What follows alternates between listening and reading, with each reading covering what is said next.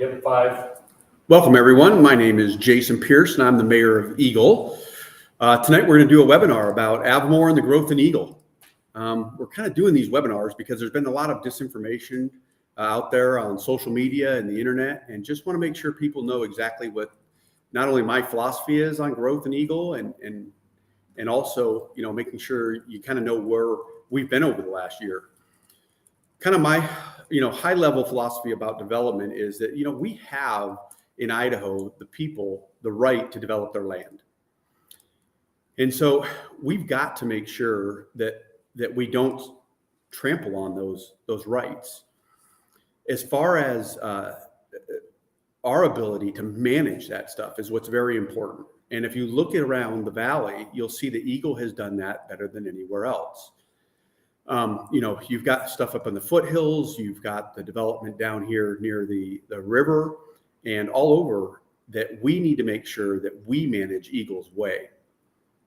I kind of have this thing that I talk about, the fact that I live on 2.5 acres, right? And I'm able to kind of control what goes on around me, how close a person builds a house to my house, the views that I have looking out of my home, how close the trash cans are to my driveway, all those different things. And so I kind of want that same thing for Eagle, right? We really need to make sure that we have the management ability of as much land as possible around our city.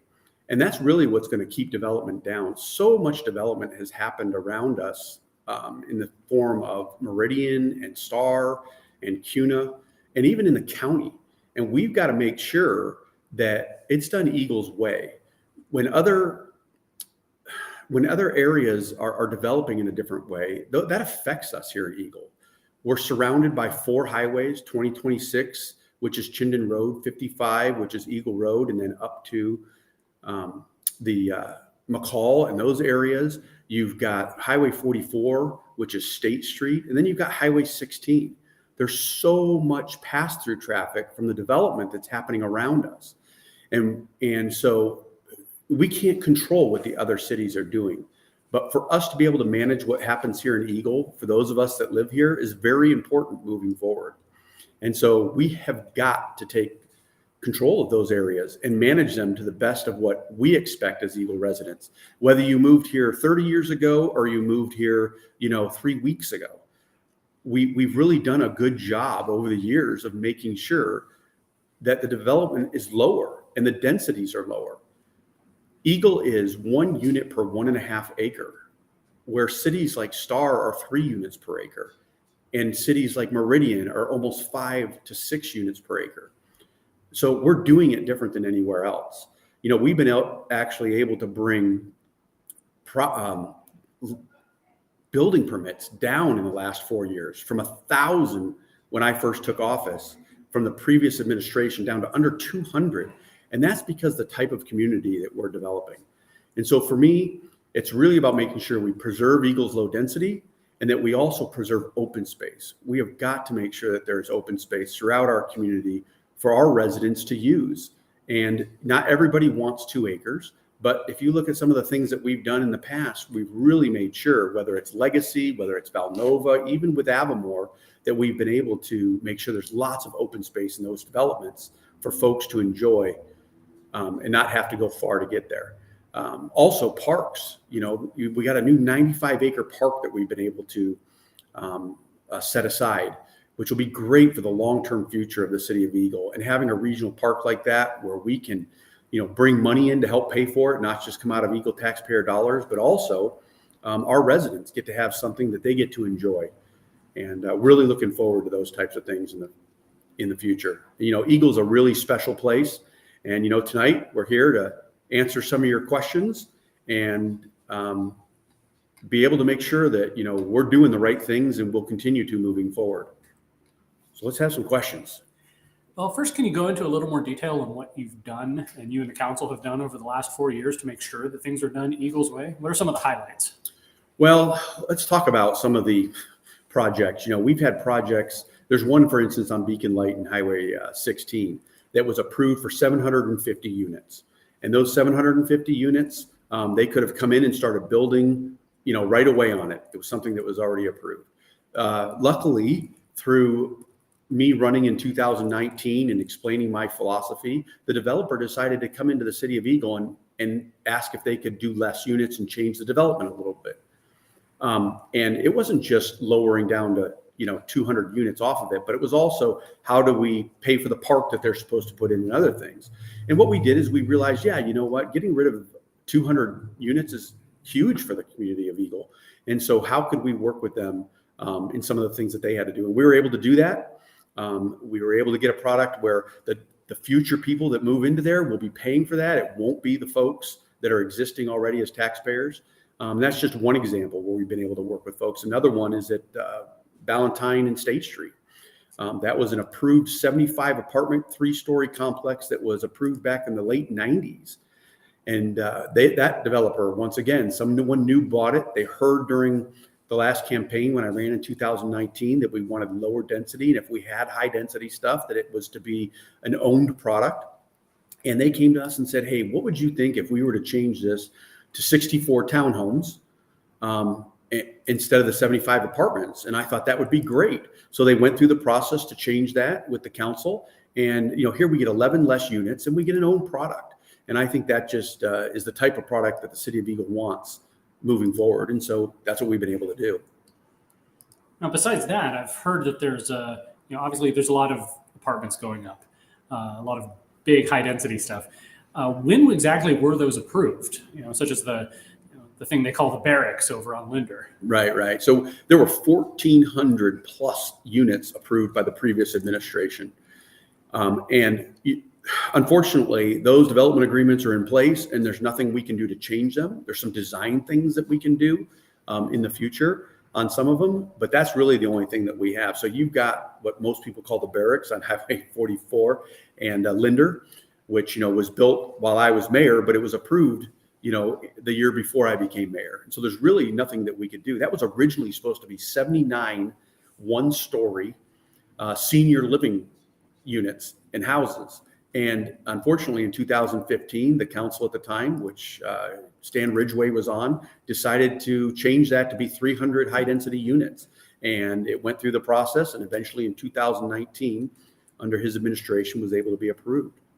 Then you look at the stuff over by where Holy Cow was and Buster's on Edgewood. Those apartments were approved once again by the previous administration. You look at some of the stuff that's happened across from Home Depot, that's there. And of course, we're all waiting for the ground to break on the high density apartments behind Albertsons. Once again, that was approved by the previous administration. And so it really is too bad that those things are there. I don't think under this administration you would have seen those. But at the same time, they're going to get done. And all we can do is make sure that it looks as good as possible and can be as good for Eagle as possible. It sounds like it's important to maintain some continuity in the vision for the city. Yeah, that's one of the things the city of Eagle hasn't had is continuity. We haven't had a 2-term mayor elected since the 80s. And so you're not able to keep those relationships going to get what we want in Eagle. And you're not able to make sure that vision of low density stays. And so you end up with somebody in the middle that will change what's going on. And in turn, you end up with products that won't be what Eagle wants as a whole moving forward. We've done a really good job over the last 4 years to make sure that when a project comes in and those landowners have private property rights to develop, that we manage it at a lower density. And if there's, in the comp plan, it says you can have 2 to 4 units per acre on the property. We really focus on them getting to that number, that 2 number, not that 4 number. And we've proven that with developers over the last 4 years.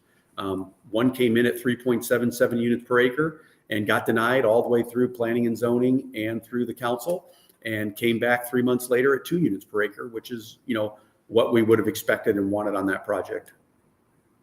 So as developers come in, they've got their projects, they bring it to the city.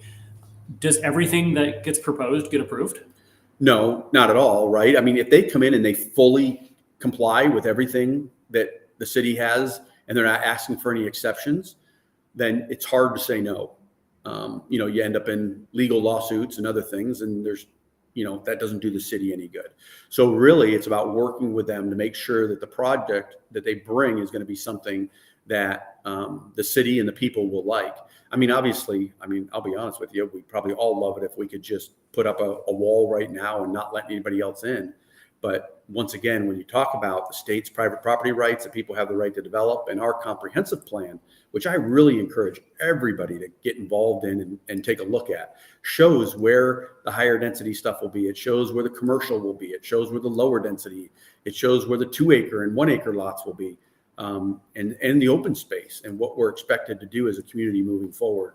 Really get involved in that process and even take a look at it. So I just had a question come in that says, you have been accused of being anti-business and running off businesses that are interested in building here. First of all, is that true? And, to elaborate on that, what's the process for bringing businesses in and deciding, what gets built here? Yeah, so the types of businesses that come in, we really don't get involved in that, right? That's between the property owner and what's allowed by the project that they own through the development agreement process. And so, we don't get on, which ones can come in or not. Now, what we do get involved in is when a piece of property has certain approvals on it for, let's say, it can only have one drive-through, right? And then all of a sudden a business wants to bring in a second drive-through. There is an administrative way to go through that process and make something like that happen just through staff. But I have really pushed to say, listen, if you're going to go through that process, you're going to go through the conditional use permit in front of the council, allow the public to come testify whether they want something like that or not.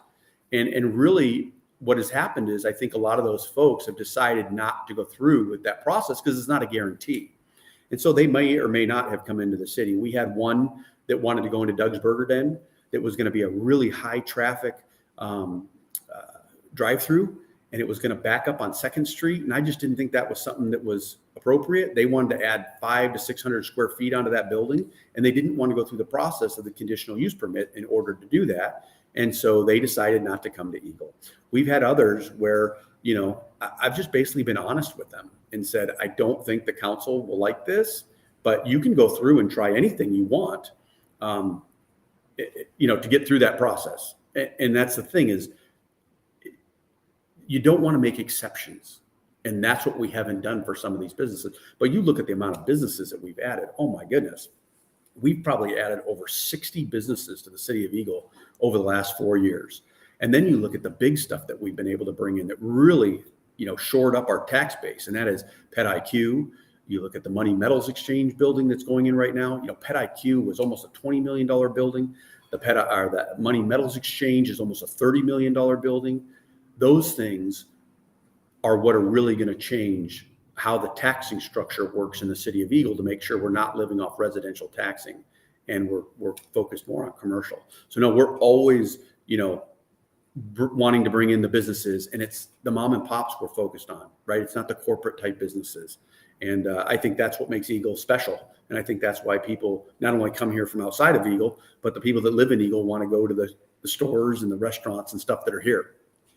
What about big businesses like a Costco or a Walmart? Is there a place for those somewhere in the vision for Eagle? There was in a sense at Highway 16 and 44, but those landowners ended up going to Star. I think those might have been something that might have gone there at some point, but there isn't now a lot of that. I mean, if any one of those people wanted to come and ask, we'd put them through the process and see if it's something in the city of Eagle wants. But if you look at what Eagle's done with its big box stores, you look at Home Depot, Winco, you look at Fred Meyer, those things are all on the outskirts. And that's where we would usually look to put those types of things if they did come into the city. And that way, what you're doing is you're taking advantage of the rooftops that are in the higher dense cities like Star and Meridian and Boise, and you're capturing those rooftops from them, not having to come from the Eagle side of things.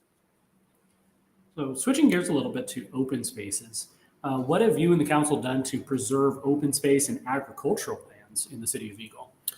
Well, one of our council members, Charlie Vaughn, brought forward a great program. It's called a CEP. It's Conservation Education Program. And what it does is it helps to preserve ag land and open space. And what's nice about that is it's coming from the development and from the HOA fees of the newer residents. And so it's put into their HOA dues that they pay. They pay a portion that comes back to the city, and then we're able to save up money so that we can purchase ag land and open space in the future to be able to preserve more and more of that as we move into the future. Do you know if any other cities are doing anything like that, or is No, that there's none that I know of in Idaho at all. They're doing things like that. And these are the creative things that we've been able to do over the last 4 years to really make sure that, Eagle is different and stays different and has, more amenities, more open space, and the things that our residents like to have without necessarily having to have a huge tax base to make that happen. Just got an anonymous question come in. They're coming in fast tonight, so I'll try to keep up. Somebody says that they watch council meetings sometimes, and they heard an applicant one time, a developer applicant, give the city praise and how the staff worked with them. What is it, how do you manage the relationship with developers? Because obviously, there's accusations that they put money into things to get their way, but at the same time, you're talking about going and making, having them work with you to make something that fits the Eagle community. So how do you manage that relationship with them and with city staff?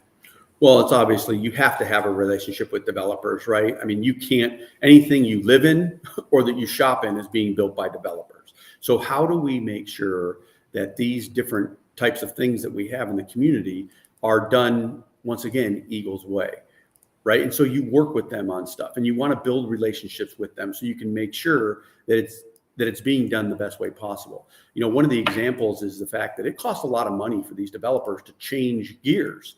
And the reason that they like me is because I've told them from the beginning that I will always be honest with them on their project. If I don't think it's something that's going to fly, I'll tell them from day one. If I think it's something that'll be good, I'll continue to support it throughout the process. And they really like that. But what we're able to do is instead of them spending hundreds of thousands of dollars in attorneys' fees and land planners and architects, because they have to change plans multiple times, they're able to actually put that back into the project. So if it's a commercial project, it might be in, us asking for a nicer architecture or better features on it. If it comes to residential, it might mean less development. And so that's really what we're looking for, right? If you look at Eagle, it has such great high design, high quality. And then of course, our densities are so low throughout the city as a whole, which we've worked on for years. So can you talk a little bit about planned communities such as Valnova and Avimor? Well, so those, planned communities, so there's a couple different things. You've got planned communities that are in the county, right, which don't pay city taxes and they're just part of the county. So those are like Hidden Springs, Cartwright Ranch, Avimor was that originally, Dry Creek. And what they are is they're projects that are almost like mini cities, but yet they don't have all the services and stuff that a city would. It comes from the county. And, all those folks still come down and come through Eagle. And a lot of them associate with themselves with the city of Eagle. And so for us, over the years, we've had 3 or 4 different projects like this that came up. Believe it or not, Legacy was originally going to be a planned community in the county at almost 5,000 units. We got them back in the early 2000s, the developer, to come through the city of Eagle and go through the process. And they ended up only getting up to 1,200 units. That's a big difference. But that happened because the option wasn't nothing or something. It was going to be either the county's way or the city's way. And ours was a lot better, we felt. And ultimately, the developer did it our way, which was great.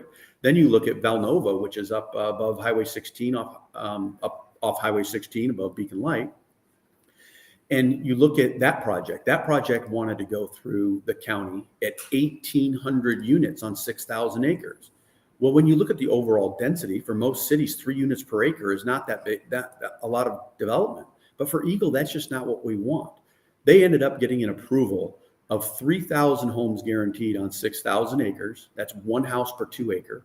And if they have the water, they build the school, they get the land for the schools, they give it up, the fire department, the police department, land, and then also $1 million towards infrastructure building both of those, then they can get up to 7,000, which is still just a little bit over 1 unit per acre, which is a lot less than the 3 units. And so Eagle's always really made sure that we develop things differently than any other places. And another thing about Valnova is 50% of it will be open space.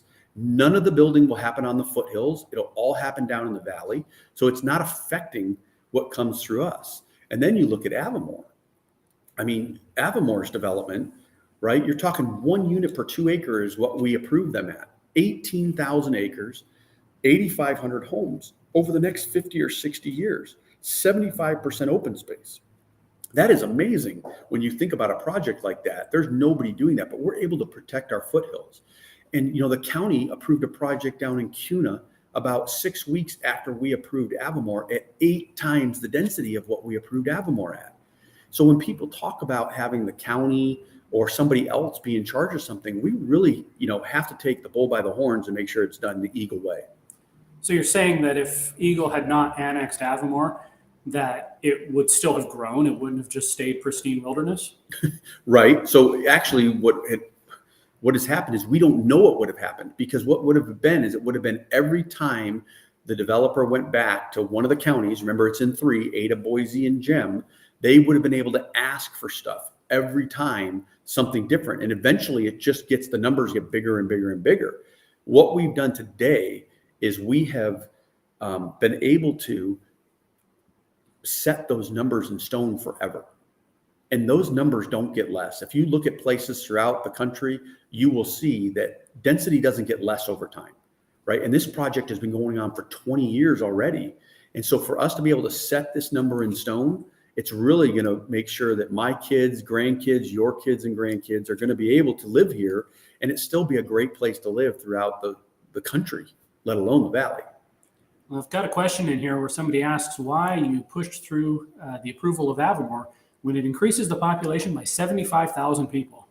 That sounds like a lot of people. Yeah, that is a lot of people. So we figure about 2.7 per people per home. So you're looking at right around 20,000 people, maybe just a little bit more. So nowhere near 75,000. But it sounds good on paper. So for us, it's the fact that was going to happen, whether it was in the city or not. It was going to grow. Once again, it's the question of who gets to manage it, who gets to make sure that it doesn't become more in the future. What happens right now, you've got the McLeod family that's owned that property for 125 years that is going through this process. What happens when the kids and the grandkids and the great grandkids, in 50 years feel that it needs to be different than what the vision was for their parents, right? You just wouldn't have known where that have gotten to. We have, with a contract, set this in stone. And the Avimor folks will have to come in front of the Eagle City Council 50 to 60 times over the lifespan of that project to get approvals and make sure that they are doing what they're doing. As a matter of fact, one of the great things that we did there was the water, right? The water, they have to have the water and prove they have the water to continue to build. Other cities and places aren't doing that. And in Eagle, we are making sure that happens. Speaking of water, that's an issue that people have brought up about Avimor. I think it's generated a lot of questions. What's the status of water in Avimor? How does it relate to the city of Eagle, and where are they getting their water from? And is some foreign company going to come in and buy up all the water up in the foothills? Right. So what's really interesting about, even before we annexed Avimor, actually, we got a water agreement in with them. They had water rights and they were not using them. They were continuing to use the Suez water system, which is now Veolia. They're using Veolia water from down near the river, and they're pumping it up there. So they're using the aquifers that we have down here to get water. And that would have continued if we didn't do a water agreement with them. Veolia would have just continued to send water their way. Believe it or not, there's a pipeline that goes all the way up from the middle school, a floating feather, all the way up to Avimor project. And so what we did by doing this is we made it so they had to use their water rights from a totally different aquifer up in the foothills. And so now all the development that is happening up there from now on will come out of that aquifer and that well that they will build, they will pay for, they will install everything, they will turn the water rights and all the infrastructure over to the city of Eagle, and it will be maintained and taken care of by the fees that the residents up there will pay on their water bill. And so that will happen forever, which is incredible. No taxpayer money at all is being used to put in this infrastructure. So you mentioned this is a 50 to 60 year project. How many homes are in Avimor now? Right now, there's about 750 homes. About 500 of them were annexed into the city of Eagle. There's another 250 that we did not have annexed in. It's phases 1 through 3. So those whether we decide to work with those folks or not to come in, we don't know, but we did phases 4 through 12. And then of course, whatever happens in the future will be coming into the city of Eagle. And those 500 homes will start paying property taxes right away. And that money will be coming in to help pay for the infrastructure things that we do have to provide as a city. People talk about a fiscal impact study that suggested that even if Avimor is a net benefit right off the bat, that eventually Eagle taxpayers are going to be on the hook for paying more into it. Can you explain that? And is that still the case? Well, so that's an old study. Okay, it was something that was done originally when they were coming through and giving kind of a proposal of what they wanted to do in the city of Eagle.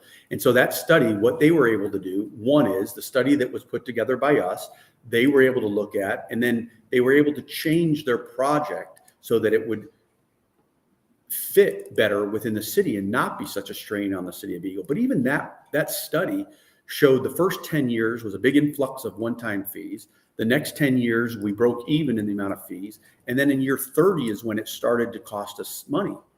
And so even at year 30, you're still talking about being on the plus end of that. Now, what they were able to do is they made some of those changes when it came through to planning and zoning. And planning and zoning were able to look at it. Planning and zoning still felt there was too much capital projects that needed to be done because of the growth of Avimor. And so they basically denied it and said, not at this time. And I think Avimor listened to that. They really listened to what had been said. And so when they came to city council, it wasn't the same project as it was when it went to planning and zoning. So a lot of people will say, oh my goodness, planning and zoning denied it. Why did then the council approve it? Well, it wasn't the same project. And this happens a lot. Developers will, make the changes that planning and zoning recommends. And then by the time it gets up to the city council, it's a different project. And I just make it clear that the Planning and Zoning Commission is made up of people from the city of Eagle. I mean, they're residents of Eagle, just like everyone who's out there that have volunteered to be on this committee. And they come to meetings and they make, suggestions about what should be done in their community. One of the members does live in the county. And the reason that we've always put a county member on there is because sometimes these pieces of land are being annexed from the county into the city. So we want to make sure we get that input from those folks. But as far as this one, like I said, a bunch of changes were made from the time it was at the planning and zoning level until it got to the city council level. And once it got to the city council level, the city council looked at it and 3 out of the 4 members voted for it. Unfortunately or fortunately, however you want to look at it, my opponent, he voted against it. But why would, and he said, not now. So when's the time? Is it when it's already gotten out of control and overbuilt and he's not around anymore? Or do we take the bull by the horns, like I said, and make sure it gets done our way from the start to the end? We've already got, 500 homes that we're bringing in that we didn't have any say in, but now we'll have a say in the rest of them moving forward. So you're saying that I, as a taxpayer, are not going to have to see my taxes go up to pay for Avimor?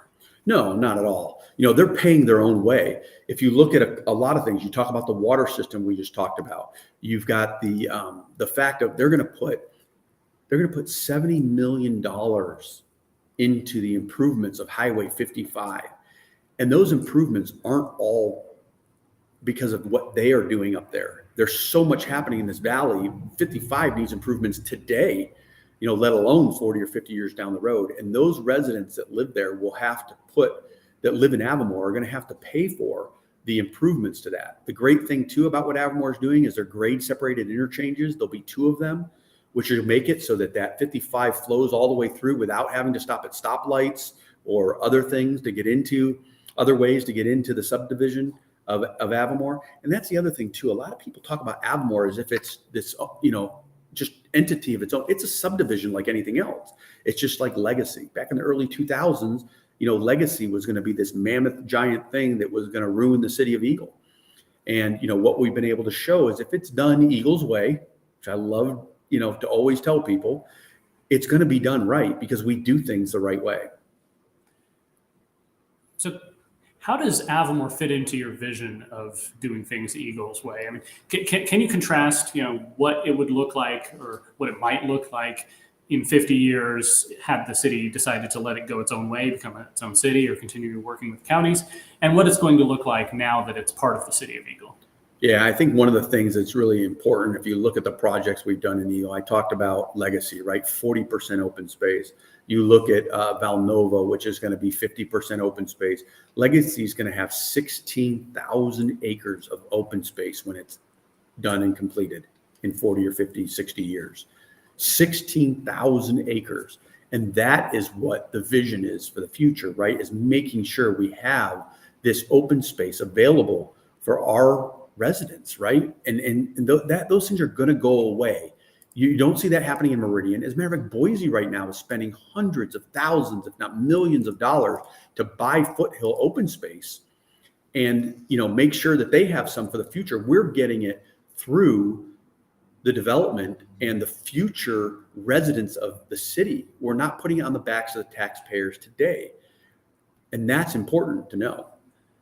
So why can't we just stop all growth and keep things the way they are now and not make any changes?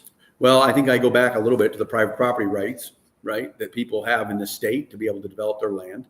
And, we're not making these decisions with a build or no build. We've got entities like the county that's approving planned communities. We have cities that are encroaching in on the city of Eagle and wanting to get closer and closer to our core. And once again, I go back to us pushing out and making sure that we push Eagle's philosophy out as far as possible and not have their philosophies come in on us. So how many houses are going to be built over the next year? We go from 2024, including Valnova and Avimor. How many new homes are we going to see? Well, so I'll give you a little example. Last year, we predicted 350 homes, right around there. And that's for budgeting, right? We have to figure for that. This year, we built, we actually built less than 200. And so you'll go, oh my gosh, well, how did that work on the budget? Well, we did so much more commercial than what we expected that we ended up with a positive in revenue. But we don't know what we're going to build because of the fact that, we don't know what developers and home builders and what people will come in. But we've been averaging since I've been mayor in that range of 200 to 300 homes a year, where with previous administrations, we've been up in the 6, 7, even 800 homes per year. Wow. So we're running close to our time here. We've talked a lot about growth, a lot about Avimor, a lot about these planned communities and neighborhoods. Do you have any additional final thoughts on, what's been done over the last 4 years, what you'd like to see done over the next 4 years, and where you see growth in Eagle going? Well, I think we need to stick to our comprehensive plan, and we need to stick to the values and morals that we have and the type of development we want to have in Eagle. One of the things about my opponent that's really frustrating is that he continues to talk about giving exceptions and allowing more density. And he even said we have to, help the developers make it pencil.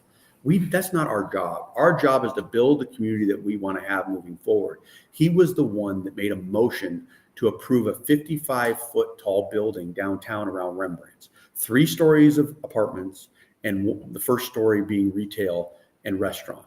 And that is just not something I think we want to see in Eagle. And luckily, no one else on the council seconded it.